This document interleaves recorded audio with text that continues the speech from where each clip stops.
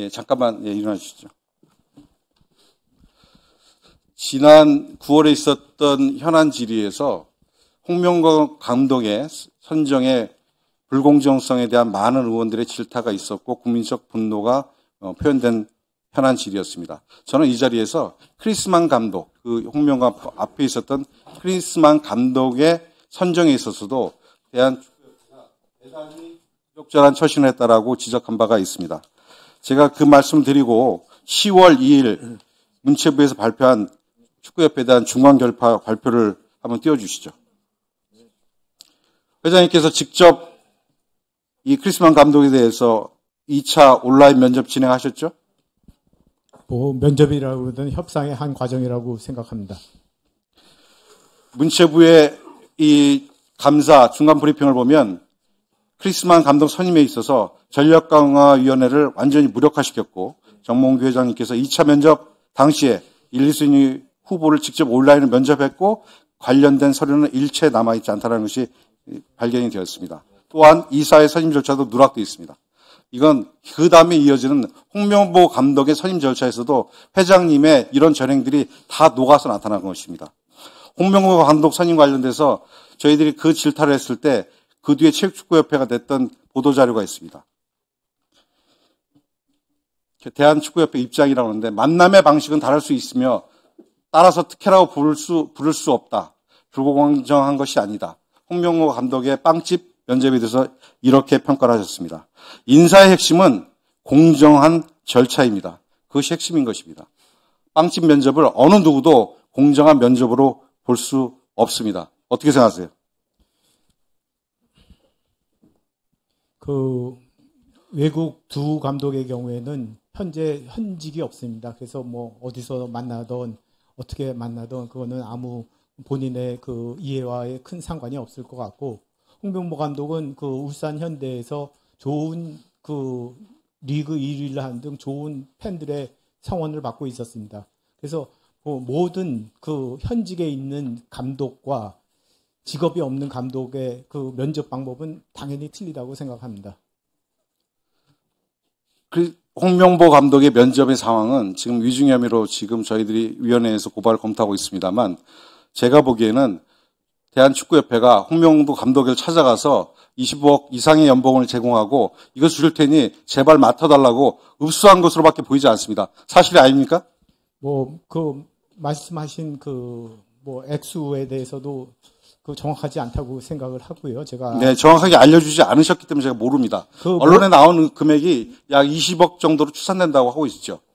제가 요번 감독 선임에 가서 여러 경로를 통해서 감독 선임 과정이 다 알려지게 되었습니다.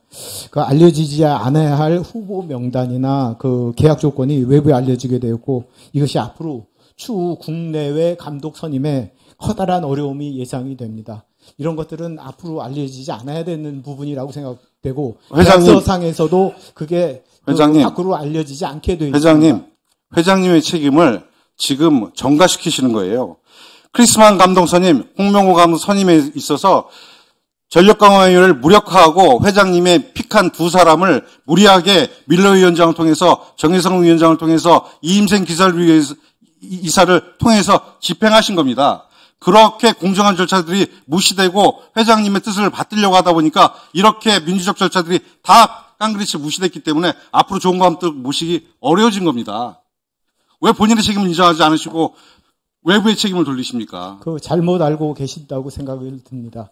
제가 전력강화위원회에서 추천한 감독을 제가 취임한 이후에 한 번도 안 뽑은 적이 없습니다. 전력강화위원회에서 1순위로 후보를 추천했을 경우에 저희가 협회에서 당연히 내고 과정을 해야 된다고 생각이 됩니다. 협회 의 예산은 공적인 부분도 상당히 많기 때문에 그 부분에 있어서 아껴 써야 되고 그런 측면에서 항상 내고는 했지만 전력강화위원회를 무력화했다. 제 의견을 미리 얘기했다. 그런 적은 한 번도 없습니다. 자신합니다. 제가 두 번째 회장님과 이런 질의를 하게 되는데요. 벽에다 대고 얘기하는 느낌입니다.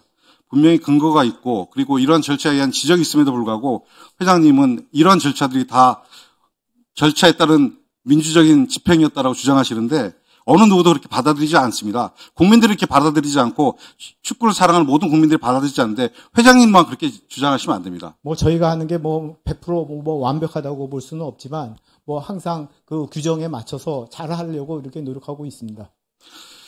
대한축구협회의 정몽규 회장님을 비롯한 현대가 31년째 지금 협회를 장악하고 계시고 또 사선 가시는 것에 대한 여러 가지 의혹들이 있습니다.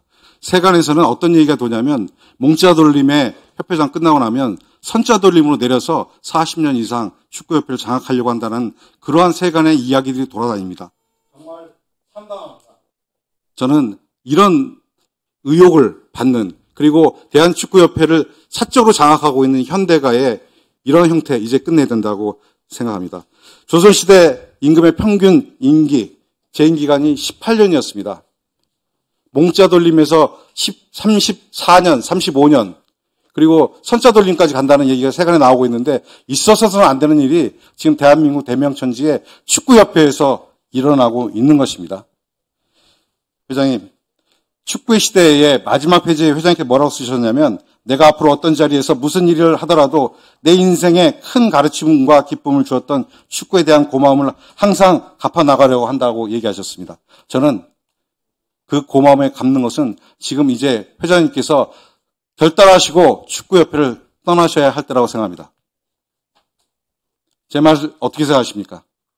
뭐 계속 현대 뭐 말씀하시는데 경제적으로 다 계열 분리되어 있습니다. 굳이 말씀드리자면 남녀 프로팀 4개 이상을 운영하고 있고 연령별 대표팀도 10개 이상 운영하고 있습니다.